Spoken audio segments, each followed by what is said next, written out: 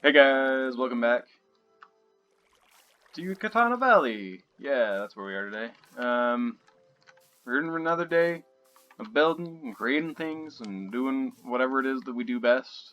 But yeah, today we're gonna work mostly on the planning of this area. I have a layout in mind. I drew up a really bad picture off of a screenshot. But yeah, the first stage of things, which is why we cleaned out all the trees last time, is to start the terraforming and the shaping of the land. So I've already done a little bit of that work. I've already laid out something. There's a box over there. It's fine. Ignore it. But yeah, we're gonna do a lot of the shaping of the land, filling in like little holes like that I don't know why they exist. I have a couple of creeper holes around here. I might have filled them in already. I don't know. But yeah, things like this. I just want to smooth out this area a lot, mostly. Kind of just shape the land, have gentle rolling hills, none of this like sharp cliffs right here. I'm probably just going to flatten this out, sort of a thing. I've also planned sort of a mountain hill that I want to have there. I want to have a few of those, kind of just really encase the valley in mountains a lot better, that sort of a thing. But another thing that I discovered whilst I was digging out this little trench here,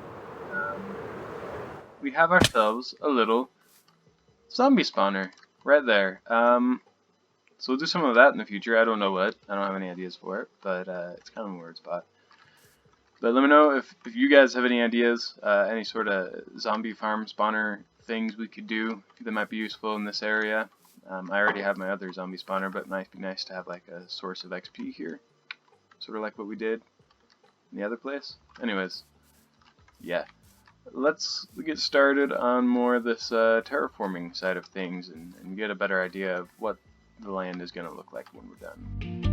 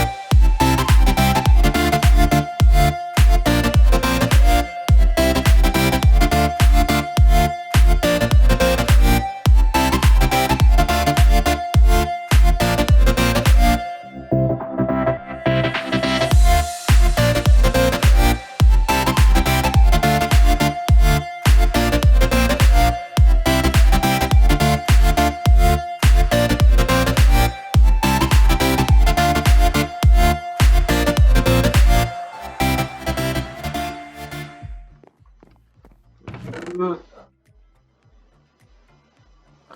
Oh, there's my axe. Woo! I totally knew it was there. I did not misplace it at all. I swear. I'm gonna get started on just laying out a basic idea, kind of what I want this area to look like in terms of structures and roadways and sort of a thing. So these dotted lines with the stone are gonna represent my main pathways, and I want a big, mostly straight road coming out from this building here. It's gonna be one of the mainest. Do I even English? One of the biggest features of this area. And so I want something to bring your eyes to it, besides it just being a really large structure, and having a straight-ish road that leads up to it is a way to do that. So this is just going to come back, and it's going to wind just a little bit. There's going to be like a few other roads kind of branching off of it, a few larger roads, I should say. Like this one here, kind of just wandering over this way towards the old village here. And then I'll have another one. I'll have a little crossroads here, I guess. I'll have another one coming out sort of this way, just winding its way along, segmenting the land here. And I think I'll probably have another larger structure over here on this side, but I haven't decided exactly what it is yet. Now I have here sort of my main roadway leading through, and it's fairly straight, but I have just a couple of buildings laid out here. I want to have like an inn of some sort here. Might redo this later, but I just want to have something there, so I know I'm going to put something there in that building here. And then along the sides here, there's going to be kind of the market area. Now this is a little bit different than a lot of market areas that people typically build in Minecraft. Now this being a very Asian-inspired build, Japanese-Chinese type thing, a lot of times at like large festivals and stuff, along the sides of their big roads, they'll have all these like tents and sort of canopies. What are they called? Little market stalls. Whatever. They'll have these little tents set up, selling all these little all their wares and stuff for the festival. And I really want to have that for the market area. It's not necessarily appropriate for a permanent thing here, but I like the theme of it, and so we're gonna do that sort of a thing. Just tents along the other side here, just full of stuff. It'll be fun. Now, a lot of people, when they're planning out an area like this, the tendency is to lay out all your roads, and then what I see a lot of people do is they'll lay down the foundation of every single building that they're going to build, and that's good for those that it works for. And that's not how I do things usually. Sometimes I do, but I find that for me personally, that is really creatively stifling for me. I just have a hard time being inspired after it's all laid out so concrete like that. And I like my builds to be a lot more, develop a lot more organically. And so, that being said, it can be very helpful to segment out the land in some way, which is why I'm laying out the roads here. And I want to actually sort of maintain some of the existing village roads that were here. So I'm going to bring this path through here and just have it wind a little bit more. I'll come over this way and up here or something. Yeah, I like that. Another tendency is to really make all your roads kind of square. And you see I've already been doing that as I've really just quartered everything off. And I don't really want that. I want things to be a lot more organic, a lot more flowy and curvy. And so I'm going to come and fix some of that over here already and just make this really curvy and flowy. I'm just going to have it come back even this way and meet up back up with this road. It's a little more ovular, I guess, but yeah, I'll lay out some more of this and then we'll see kind of what the land looks like afterwards. Well, I think that's good enough for planning for now. I mostly kind of want to focus in this area in the back corner here. This is where I kind of have more of my ideas at the moment. And I do need to build up a lot more of these cliffs and sort of taller mountains, but I'm not in love with how that looks right now. I need to sit on it for a little bit longer, and play with a few other ideas I have, and then come back to it. So we'll leave that for now, for today, but I do want to show you a little bit what I've been working on just on the side. Just right down here, I sort of expanded this and renovated this farm area a lot. I had this little pathway in the middle here, replaced everything with potatoes, added a little berry bush garden off to the side. I like how it turned out. I also did some of my hidden lighting with jack-o'-lanterns underneath trapdoors here that sort of blend in and light the area up. But I do want to add in something that I have been working on. I do intend to eventually add villagers into this area, like my other village. I need to plan a little bit ahead with that, with the new villager mechanics. And one thing I need to do, or that I want to do, is have little meeting places throughout the village with like the bells, so that they all don't gather in one spot. They can sort of divide into a bunch of different spots. And I did come up with a cool little design that makes use of the bell that I'm going to implement somewhere over here.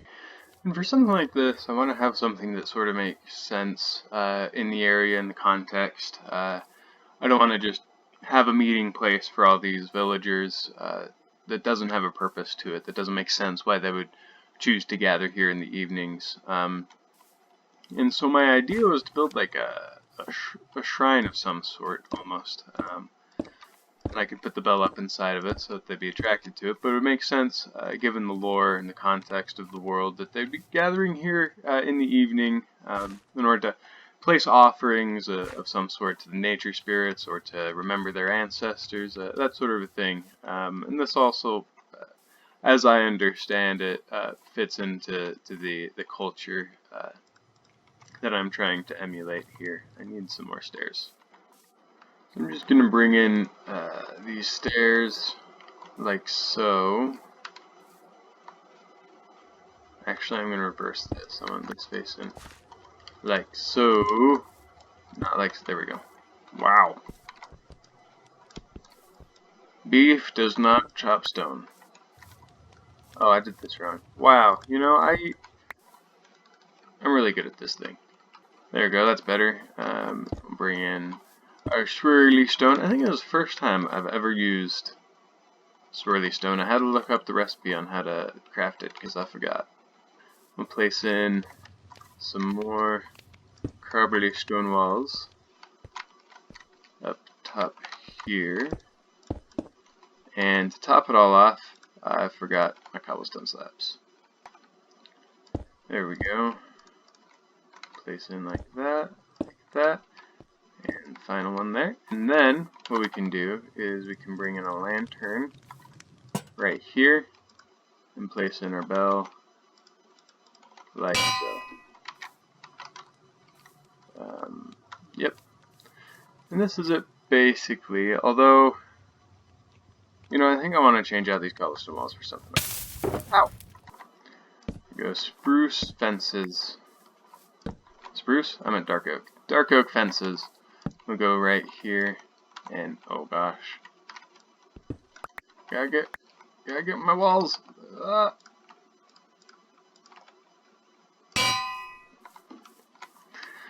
There we go, that looks good there. And then, what I could also do is put in like buttons on here. Yeah, I like the way that looks. Ow!